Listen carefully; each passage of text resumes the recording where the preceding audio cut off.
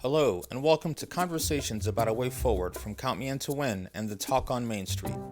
Today's guest is activist Adriel Hampton in a conversation about a way forward with Annabelle Park. It's good to be with you. Hey, Annabelle. Hey. I like being here in Joshua Tree. I know. Yes, this is my fantasy right now. I'm in Joshua Tree hanging out with my friend Adriel. I'm giving it away because without the mic, it probably would have at least some animal sounds, right? That's true. Insects and lizards. Yeah, insects. I welcome insects. I went to Joshua Tree one time and it was so like peak season for the animals that as you drove, there were lizards and other, I think it was all different kinds of lizards. Like every quarter mile, you'd see one that had gotten hit. It was so sad. But I realized it is such an abundant place full of life. And yeah, they probably should elevate the tracks if they're going to let cars run through it, really. Mm-hmm. Yeah. For people who don't know what Adriel and I are talking about, we're talking about this beautiful part of California called Joshua Tree. Is it east of Los Angeles area? Mm-hmm. Okay, so Adriel. And that's our background. That's it. Those are the Joshua trees, right? Yes, those are the Joshua trees. So we are talking to Adriel. He's one of my favorite people to talk to about politics. And it's partly because you see the big picture, but you also see like all the details of kind of the tactics and strategies. And so I like being able to kind of change lenses, like to go from like macro to, just these kind of zoomed in conversations about how we actually do something. So I'm going to let you introduce yourself a little bit because you have quite a story. So what's your story, Adriel? Yeah, what's my story? Yeah, well, how long do you have, Annabelle? I don't want to take up the whole show. Part of I think about that a lot, that macro political view, and then also being able to like implement strategy and tactics into a plan, being able to manage, like a campaign, for example. It's highly technical in the sense that you very quickly have to scale up an organization, and then often it's an organization that won't really exist right after the election. So it's kind of this incredible ramp. I have a background in technology startups as well as political activism, and I bring a lot of that experience working as an entrepreneur, working in small startup companies, to how I approach running political campaigns. But my background, I'm a native Californian, grew up pretty poor, but I went to Cal Berkeley and became a journalist. And I worked in journalism for several years. I was the editor of my college newspaper, which was a lot of fun. And also kind of taught me some of those managerial and business skills, because our paper had like 30 staff members and they were all students, but you still had to organize them and get them doing the right thing at the right time to get out a weekly newspaper. In journalism, I realized that the industry, for all but a lucky few, was becoming a place where you couldn't really make a good living. It was becoming a fiercely constrained economic environment. And I think this is still true. Journalists get paid very, very poorly unless you're in like the top 0.1% who get paid really, really, really well, or maybe in their organizations. So there's some corporate organizations where you can make good money. Most newspapers pay too little, and this is a problem for our whole society. But on a personal level, I was like, I need to get out, and I went and took a job with the city of San Francisco, working as an investigator. So this is really interesting for me right now with everything that's going on with the defund the police movement, with Black Lives Matter. Having a background as a city investigator, one of the main things I did, one of probably the top 3 ways I spent my time, was investigating lawsuits against the city because of police actions. And really, that kind of showed me that these systems kind of exist to protect bad behavior, right? Because the city's impetus is to get rid of a lawsuit, not to resolve was there wrongdoing by a police officer. So had a really insider view both into how those lawsuits work and to maybe 40 different departments in the city that I worked with in some fashion over 6 years. While I was working at the city attorney's office, I decided to run for Congress, and that's like, there's so many tracks. You know, when you're over 40 now, you have a lot of life experience. You know, it's like I've been through like the Bernie 5 years for Bernie is only a small segment of my lifetime of political activism, right? So I was radicalized by the Iraq War, and then re-radicalized by the foreclosure crisis and the Wall Street bailouts. And Bernie became part of my life in that second one where I saw him railing against the bank bailouts and being like a lone voice. And they printed a book of one of his Senate speeches. It was like 8 hours long or something, and you can buy it. And I was always into politics, but I didn't know anyone else who was into politics. Like I didn't know anyone who worked for a political party or who, you know, was in office. And so when I worked in the city as a reporter and like I would see all these people and kind of think that I knew them, you know, think I knew what a campaign was like because I wrote about campaigns. And I ran a local campaign in the city of Walnut Creek, just like not official at all. It was a PR campaign. So I knew PR, right? Because PR is like, people can call it the dark side of journalism, but it's almost like if journalists have organizing skills, they can do PR, because you have to understand like what is a story, what makes a story, you know, who is an interesting personality to be in a story or an interesting fact that'll make someone write about it or read about it. And then for PR, you have to go out and get people to tell that story. So I did this thing where I fought a library project in my city in the San Francisco East Bay. And the problem with the library project was it was really a garage project with like a library as the front facing vehicle. And the garage was going to have a much bigger footprint than the library, and it was going to be in the city park in the middle of the city. And they were also going to do eminent domain on someone who'd been there since the 30s so they could build the garage. And so I got upset and like got involved and like started like writing letters into the newspapers, but also getting interviewed. I set up like a Facebook page and a little website. It was just like an old blogger blog. And we won that campaign, and we, over a few years, ended up getting them to, they built the library with a very small garage. They saved the woman's home. They didn't, you know, tear out a bunch of the park. So, but then I got cocky and I ran for Congress, and that was probably not, you know, the right next step. And I really ran for Congress. I like did everyone. Wait a second. Did anyone tell you you should run for Congress, or you just did it? I was very much one of the you know, and I still am. This is the like, you know, worst stereotype of like the Bernie bro or the white progressive man, you know, who's like, you know, I'm just going to run for Congress. I didn't even know, you know, I didn't know what it meant. I didn't know who the local people were. I just had this like fire in my belly for justice, and was like, I'm going to run for Congress. And yeah. But I just want to just draw the contrast between you and me, because I've had so many people say I should run for office, and I would never consider it. Oh, You know? no.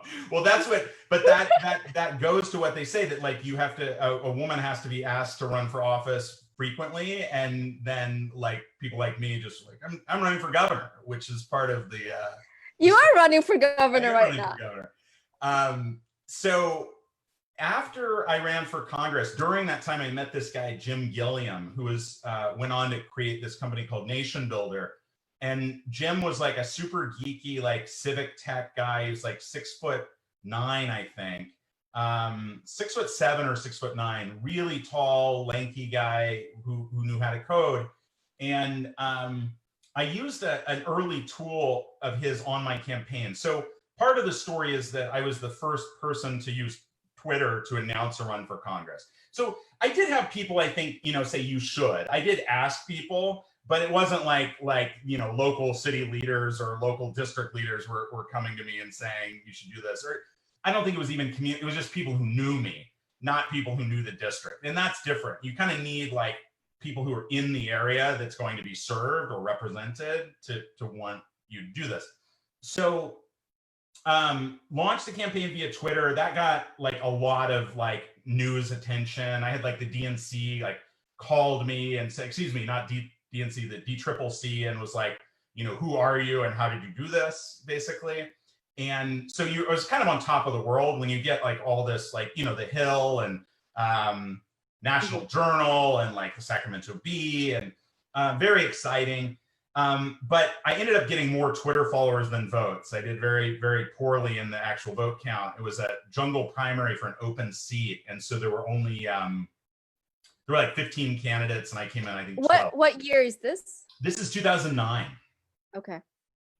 Yeah. So a couple of years later, I joined Nation Builder when they launched that company. And there were just 3 of us when I started. There were like 5 of us for most of the first year. And then we got a lot of funding and rapidly grew. And so that was my first taste of like working for a startup company. It was funded by Andreessen Horowitz, which is this really prominent funding. It was not niche funders. It was like real Silicon Valley money. And then with that came these expectations of massive growth. And when massive growth didn't happen, they laid everybody off in 20. I see. So can I ask you to kind of go forward a little bit to say what you're working on right now? Like, what do you actually do? I think you froze.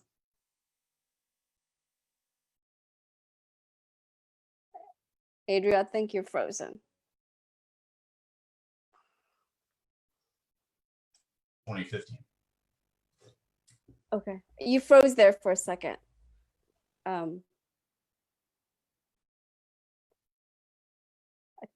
I think it's your computer.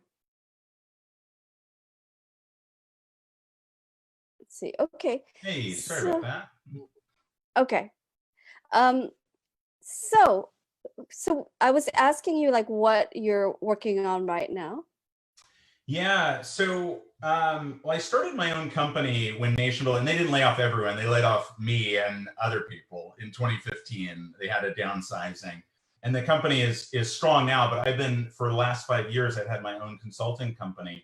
And I'm working on 2 projects right now. One is I'm working on a plan to rally Bernie voters in swing states to support Joe Biden. It's not personally, after 5 years of volunteering time to support Bernie, I'm not very excited about Joe Biden, but in swing states, I think that people need to, I would say, hold their nose and vote, but we have to test the messaging and see what people really want.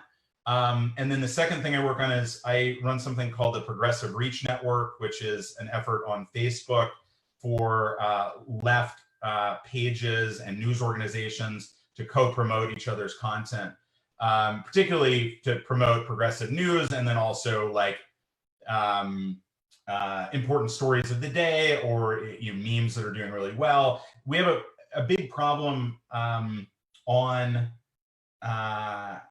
Facebook, which is the right wing has basically, because they, I think, complain more loudly when any actions are taken that are adverse to them, or that they feel are adverse to them, has kind of gotten Facebook to bend over backwards to allow them to kind of do everything they want on the platform, whether or not it's actually good for the users. Because to basically allow a political ideology to just permeate your platform, it's not really what people want from Facebook, I don't think. I think people want from Facebook like connection with other people.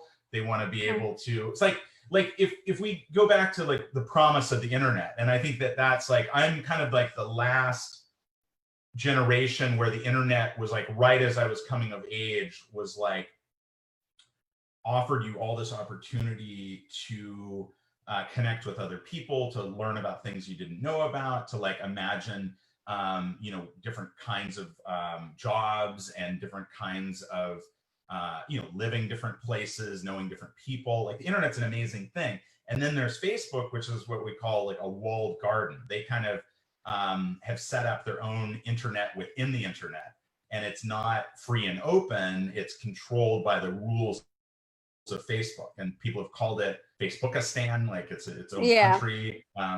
And the project I'm working on is simply to elevate left-wing perspective and voices in an organized fashion, because the right is doing it in a very systematic fashion. Like, they have more money. The problem with politics in America is that because it's so money-driven, you have interests that, like the Trump tax cuts, right? Like hundreds of billions, if you count, everything Trump's done, trillions and trillions of dollars for corporations and the wealthy. It's a very small expense to fund a bunch of voices that will help keep electing people who cut your taxes. And then, unfortunately, because we have a two-party system, you end up getting also all the religious conservatives glomming on to the same group that's spending all the money, cutting taxes, cutting environmental regulations. And so we get like a real amalgamation of like anti-societal forces that are running a lot of our politics. So I'm kind of like, in the marketing world, a lot of people end up working for Republicans if they're not ideological. And then if they are ideological, they'll often like go into the parties, go into nonprofits. And what I'm trying to do is kind of stay out of that system a little bit and stay like on the professional level, but also work for left-wing politics. So, well, first of all, I just want to provide a little bit more context on this discussion about Facebook, because if you look at the numbers of like from CrowdTangle or whatever that tracks like the most viral posts on Facebook, 9 out of 10 things that went most viral in a given week is from places like the Daily Caller, Ben Shapiro, Donald Trump, Breitbart, super, Breitbart, like super right-wing media sources. And we may have like Occupy Democrats on that top 10, something like that. But we're being outnumbered and outfunded, and they have an infrastructure for distribution because really a few people are controlling all these outlets. And of course, on the left, we're not organized. We're not doing that. We have to constantly like ask people for favors. So can you share this? Can you share this? And I think that's what you're trying to address. Like, can we do this, create some sort of a cooperative so that people benefit from this sort of shared content system? Yeah, it's not easy because, as you point out, on the right, they're like being funded to do this. So when you say like, for example, there was reporting by Judd Legume in his independent newsletter that Ben Shapiro's Daily Wire, Daily Caller is Tucker Carlson, Daily Wire is Ben Shapiro. They're both ubiquitous on Facebook. The Daily Wire is posting like 14 pages at once in a way that elevates their content kind of, it's definitely not organic behavior. It's not like these are different people doing it. It's like he has probably a small production team. Like the thing about digital that's so amazing, and this is why, like, when I ran for Congress in 2009, I was known nationwide to other tech-oriented progressives. And that's kind of how I got my start in this community. Because I became known because of that. But in my district, I only got 347 votes. And so you can kind of like create a perception, or you can extend a certain element of thought or your personality. And so like someone who's very charismatic can get a lot of followers, even though they're like not reputable. Or you can run 14 Facebook pages, even though it's just one small production team doing that. And so I think it's also difficult because the internet attention span is so short. People just like, they see this content. They're not going, oh, is this one of the pages that like actually produced it? Or is this like a spam page? And Facebook has gone through a lot of gyrations around how they're monitoring and regulating use of their platform when it comes to politics. And they basically landed on, for advertising, Donald Trump or a presidential candidates and their political parties can basically do whatever they want, with some very, very small exceptions. And this allows Donald Trump, for example, to advertise that he's having contests that you can win and you can have like lunch with him. And then he never really does the prize. but they keep advertising like a new lunch in a new city to get this, it's like, and you live in that city and you're like, oh, I could go to that lunch. I wouldn't even have to travel. And like, I'm going to sign up. And in the political world, like when you're really, really active, you can be like really angry about Donald Trump all the time, but most people have very little information. And this was the thing when I also learned it when I ran for Congress, because I'd knock on people's doors and be like, I've never met a politician. Like I've never spoken to a politician. Now they were probably infrequent voters, and I didn't know that I was supposed to only go to the homes of people who vote a lot. But I knocked on probably several hundred doors myself of voters that were targeted, badly targeted. We were targeted, I think, by the root, not by their voting history. But these kinds of ads are, when they're pervasive and they're hitting you like all the time on Facebook, you'll give them some information, not me or you, but probably relatives of ours, and definitely people in our circles, people who are like more economically oriented, people who are not doing anti-racism work in their lives. Donald Trump appeals very much to nativist, more racist people who don't think of themselves as racist, but are like, I just want, white America. There are a lot of people like that. And they sign up for these contests. And then Donald Trump lied to them, wasn't going to ever have lunch with them, now has their personal information. And then they email you, they call you, they text you, they target more ads at you. They learn more about what you're like, because Facebook gives back. Advertisers can pinpoint data about people's preferences and their ideology. And then they create these profiles. And then on election day, what they'll do is they'll advertise to their people to get them out, and they'll call to get them out. Meanwhile, they'll have gotten every dollar from them that they can. They'll mail, envelopes asking for money. And then the people they couldn't get, the people who are doing anti-racism work, actual African Americans, young women who are highly educated but not as likely to vote, which is a real segment of the population. They'll then target them with really angry ads about how bad the Democrats are and how bad Joe Biden is, and they'll try to get them to not vote. And so Facebook has become this incredible tool both for spreading ideology like Ben Shapiro or Tucker Carlson, and for raising money and deceiving people, and for manipulating the vote through attacks. So you don't have to lie to manipulate the vote. You just have to discourage someone from voting. I see. So if you are an advertiser spending considerable amount of money on Facebook, then you're going to get access to more information about people on Facebook than, say, me trying to boost an ad or put an advertising in? No, Is that so right? the interesting thing is that, and one of the things that's both like a beauty and a really ugly part of Facebook is everyone can access these same tools. But when you go to boost something, it gives you a very limited subset of the tools to make it easier, right? Because they just want people to boost things they like.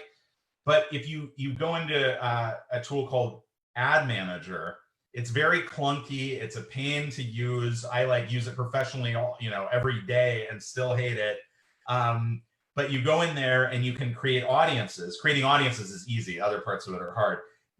To create an audience, you can go in and you can say, okay, for example, I'm a racist, Blue Lives Matter person in Texas running for sheriff in my county, right?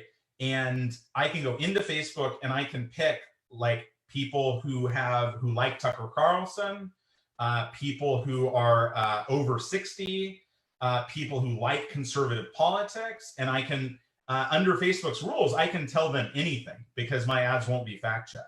So that's very frightening, and they could spend $100 and do that. It does take a certain level of technical acumen, but that's the problem where you have like people who've been selling crap on Facebook, consumer items, right?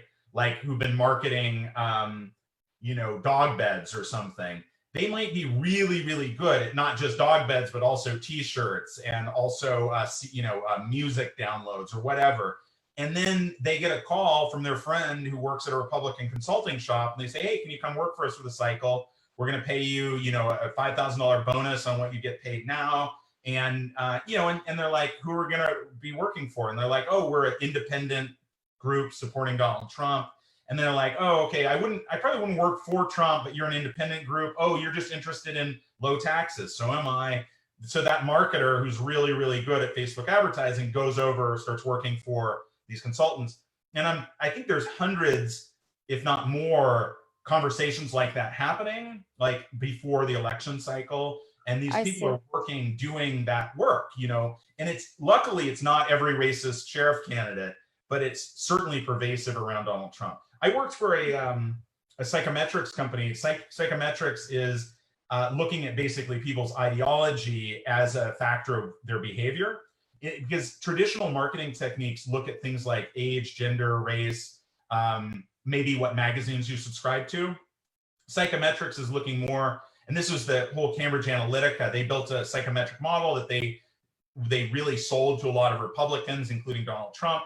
And it's always been a question of like how well it really worked, because in my mind, Facebook itself is powerful enough to do everything that Trump did and wants to do, right? It can target, for example, you can target the people you don't want to vote. You can target the people you do want to vote. You can create targeting scenarios for economic class. Like you could, run an ad to people talking about how the Democrats and Joe Biden haven't helped people during the pandemic. Even though it's Donald Trump's responsibility, you give them that message, it gets through. So this psychometrics company, we had ethical screens about who we would work with, including not working with anyone promoting fossil fuels, not working with certain Republican politicians. And one of the Trump PACs was the only one that actually kind of came to us proactively. The Democratic PACs did not, and they didn't use this kind of technology to my knowledge. And the issue is that Trump is using it, the independent expenditure committees are using it.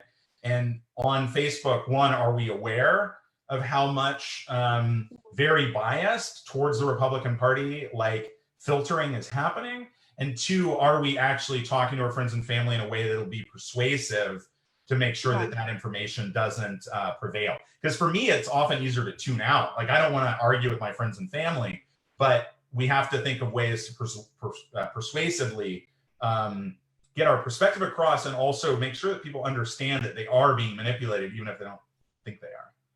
So do you think Democrats stay away from these tools because they think it crosses some ethical line, like it is too manipulative? Yeah, it's interesting. Yeah. It's a great question. I think that would be a valid reason for staying away from them. Like right now, I think it's Sleeping Giants that's organizing a boycott of Facebook ads in July. And I'm working my hardest to participate in that July boycott of Facebook ads. And several large brands have already committed to jumping on it.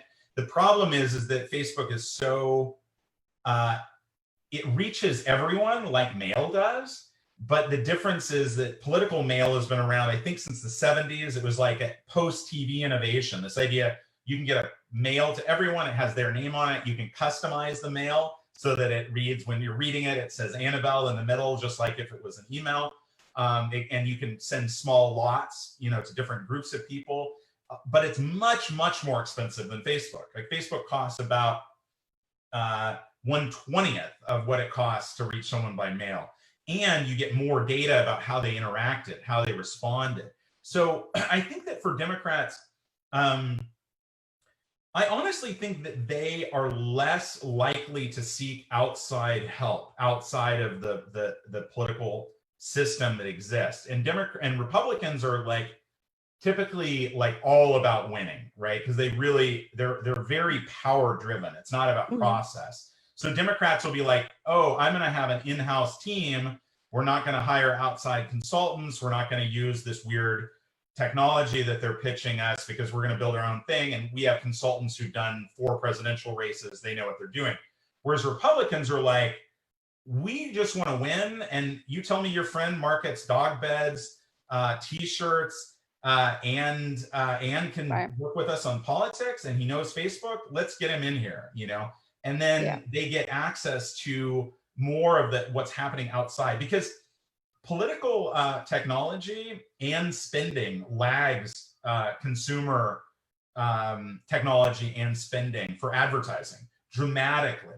So for the last few years, few cycles even, the political industry has been spending a small fraction of what the consumer brands spend on digital marketing, for example. So they're just very behind on digital, but the Democrats are more behind than the Republicans. I see. So you tell me about what you're doing more specifically, because I'm assuming that your work on reaching out to Bernie supporters in swing states, like that, you're using some of this knowledge and some of the tools. Is that right, or is that very different from that? No, it's similar. So when I design a campaign, what you start by doing is looking at who is your target audience and how are you going to reach them, right?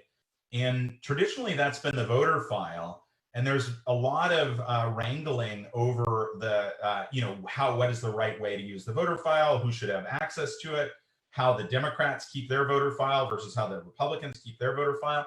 And this is a problem we tried to tackle at Nation Builder, because the voter file is actually a public document.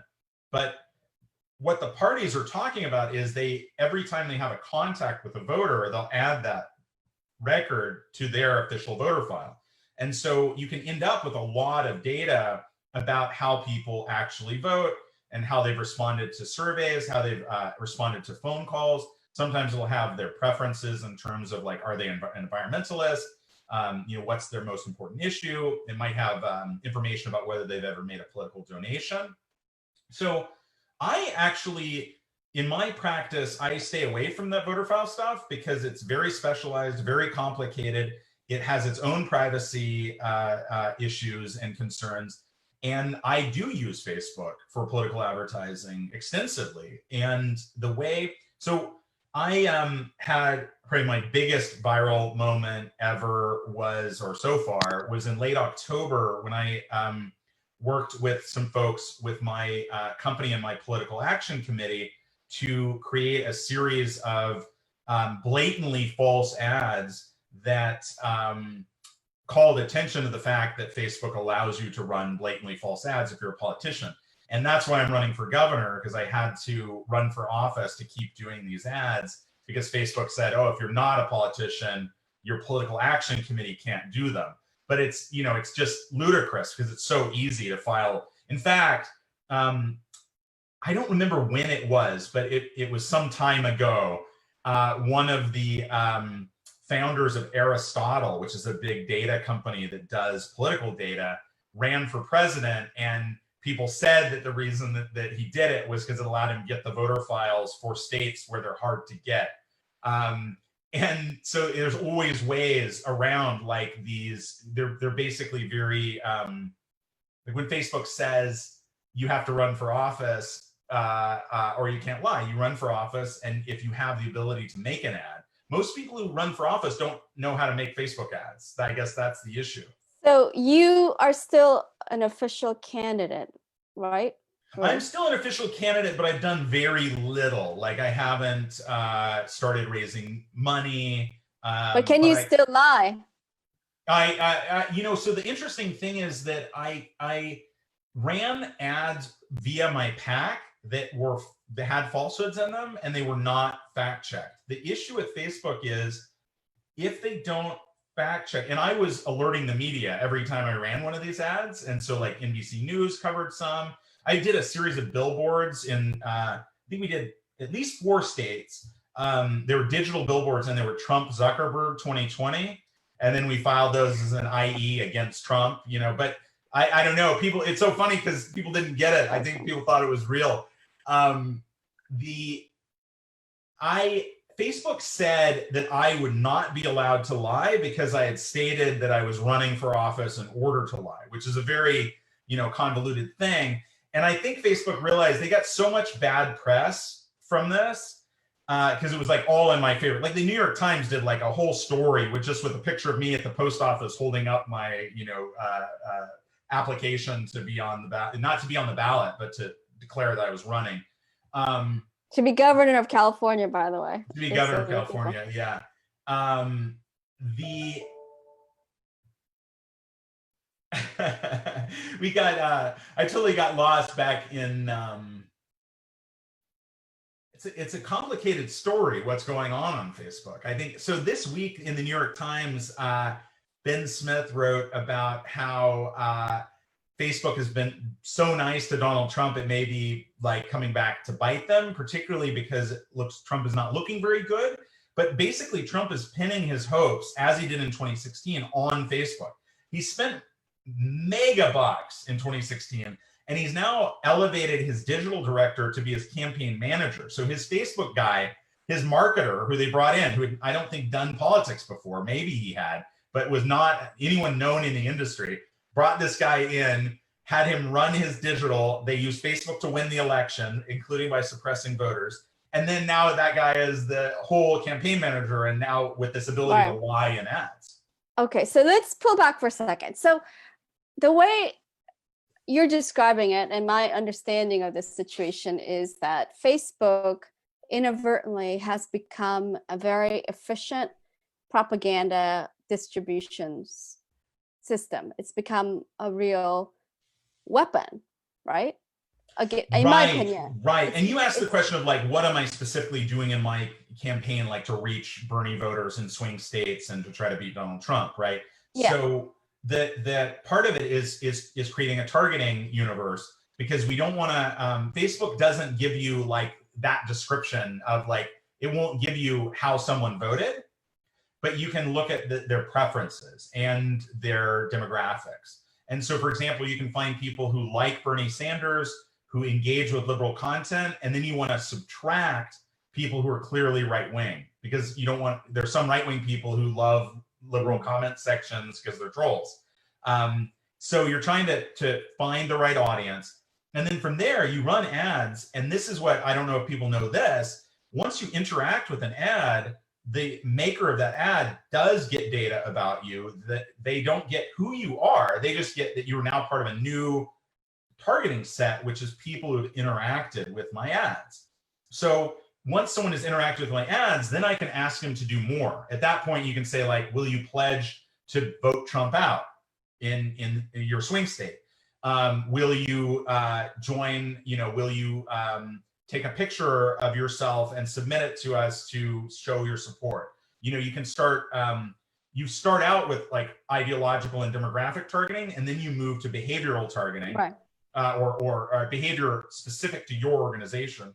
And then from there, you can have like, once people share any of their personal information, because Facebook does not give you that, but they can share it with you, then you start working with them on an organizing basis. And to me, this is just, it's very overlooked. I feel like it's overlooked by the left. I feel like we do so much advertising to get people to like donate or join an email list, but we don't do the kind of advertising to move people up a ladder and change their behavior. For example, you've seen maybe that New York Times graphic that shows that Black Lives Matter from Ferguson to now, it kind of went like this, and then it went woof, like just hockey stick of support for Black Lives Matter. Well, right now, when you're in this incredible window of people's minds being really open and their hearts being really open, this is the time to like get people information that will help them take the next step, like help them solidify the fact that they are a supporter of Black lives and that they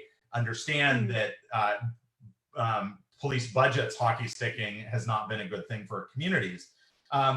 But we miss those opportunities because people are more interested in like the email list or the donation, and not in like winning someone's heart and mind for like, because when people change their minds, they can stay that way for decades, right? Like, I mean, I have parents that were conservatives, very anti-Clinton, and then now they're like very anti-Trump because they are not, their eyes are open enough. They know they have kids that are liberals, and they've changed. They haven't changed who they are, but they've changed these very strong, closely held political beliefs. Yeah, I mean, the refrain I hear from progressives often is, you can't change those people, or you can't really change people's minds, And I find that interesting because so much of what we talk about as progressives is to create change. Right. But when it comes to actually doing the work of changing people, they kind of give up before getting started. So my perspective, and this is why, like, as I said, I'm not a big fan of Joe Biden. I live in a swing state. I think it's, I have to see who's going to actually be on my ballot. I don't think there's many good choices. I'm not excited about the third party candidates right now either. I think it's Mark Charles. If he was on the ballot in California, I'd probably vote for him. He's I believe he's a Navajo man running for president. But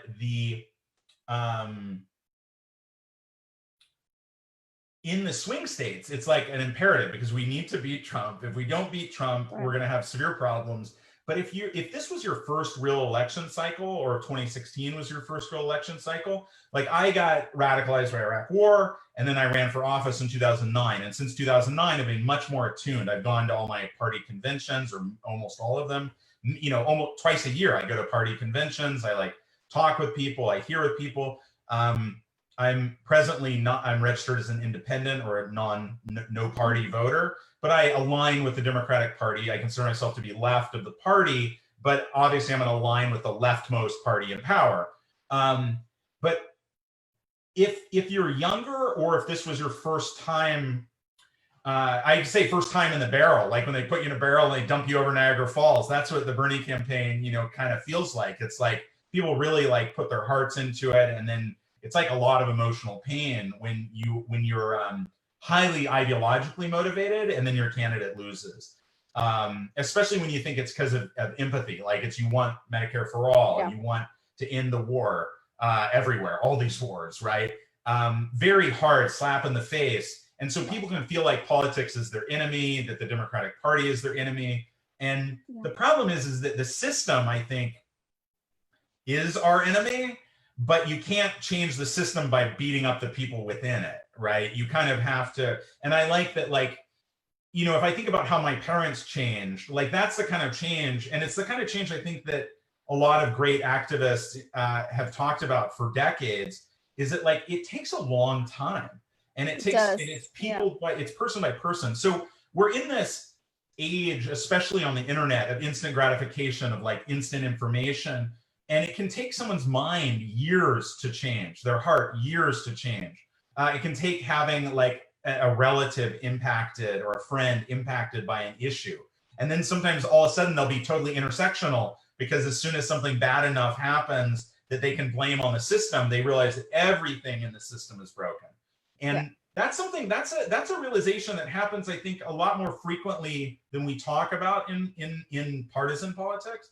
And so my like message to folks, and obviously like we're trying to reach people in swing states, tens of thousands of people, right? So it's not going to be the same message, and we have to figure out what does work for people. But at the end of the day, I want to say, like, I mean, it's the same message that if you, I think in the LGBT community, they say it gets better, and they have a whole campaign of how it gets better. If you can survive like being a teen, being a gay teen, like your life is going to improve. You're going to find your community. And progressive activists need to have a mindset that it's not just like a long death march of being a political outsider. Progressives are stronger than they've ever been, for one. And two, it's like, if we keep it up, like what's happening with Black Lives Matter right now, and this just radical shift in people's attitudes, if we can keep that up, we will have like the biggest majority, and it will be liberal left. We're not going to win overnight having like everybody be a radical socialist, right? And give away all their property and change all, you know, you change parts of the system part by part. If we can, over the course of the next 5 years, get police department budgets radically shifted to human needs instead of to carceral needs, then that will be a huge change in society. It will save lives. And the same thing with Medicare for all. People have been fighting for Medicare for all for decades and decades and decades, and we can't just like give up. And part of that right now is we need a Democratic administration so that we can fight them, and we have a shield from the right-wing crazies where we can do local organizing statewide. Like, I would love to be governor of California in a Biden administration a lot more than in a Trump one, because you know that Biden's going to give money to the states, where Trump like takes money from the states, and then they have very little that they can do unless they're, you know, kissing up to right-wing radicalism on the federal level. Mm-hmm. Well, okay, so I'm totally with you on the need to target people on Facebook to win the election. I'm gonna work with you hopefully on doing the same thing, because I'm gonna focus on immigrants. But just going forward, you know, on the topic of persuasion and really changing people, right? Like deeply changing people. Right. I mean, is Facebook the best way? Is Facebook something No, I don't think so at all. I think that you can call it like, you know, I'm not super fond of the war metaphors for politics, but I do like the saying that it's war by lesser means. It's like you take it down a notch. Wow. But politics is kind of ugly. And Facebook is where you're having kind of the air war. Like everyone's like, this is why I did, this is why I did, you know, here's my ads, here's $10 million in ads. And that's not going to move people's hearts over the course of like a series of months or years. But what will is if you can connect with people and form real relationships digitally, those are real relationships. You can't just always be shouting. It can't be the ads. And so I think that like, what's scary is Facebook groups are doing a lot of harm with like anti-vaxxers and white supremacists organizing, but you need more intimate settings. You need more conversations like the one we're having, and you need longitudinal relationships. You know, you need to like, you can't just knock on someone's door, which is a popular way of pre-pandemic, and have a conversation that's open-ended.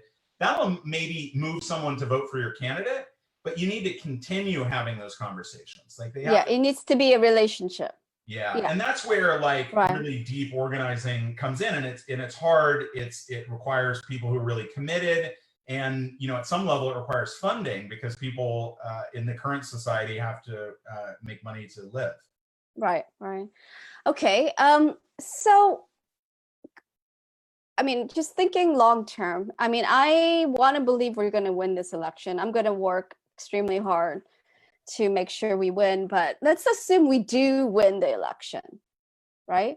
So think we're in January 2011 right now. Imagine that's where we are, January 2011. What would be your call to action? Before Trump has actually left office, I think this election is going to be unique because we can't stop in November. We have to keep up all the pressure through to Inauguration Day. But my first thing would be climate. And I think the interesting thing about climate is that there are the most engaged people on Facebook are climate activists and climate voters. I've seen that in repeated testing. It just always stands out. And so people are there's a lot of them. They're fairly well organized. They're fairly easy to mobilize. And I think you need to say, like, we need significant climate legislation, like within 6 months, or something like that. And people need to have sustained mobilizations that make that happen, because we have to push the Democratic Party to actually take swift and bold action. And, you know, I would say also, the same thing, like, I think that we need to get climate and racial justice folks working together very closely, maybe even pull the areas like where people have been working on climate from a racial justice perspective, because we can defund cops, but if people are still dying from asthma in all of these poor, predominantly African-American neighborhoods, like this city of Richmond in California is a good example. Like, people with like coal dust, you know, uncovered coal cars traveling, there's nuclear waste. It's like, we've got to have an administration that says there never should we have an opportunity to have someone like Trump, who is so vicious towards the environment and towards the people of America, and we're going to enshrine that in law. And if they're unwilling to do that, then it needs to be a sustained thing to, like, I mean, I think Trump has showed us that we're reaching crisis point.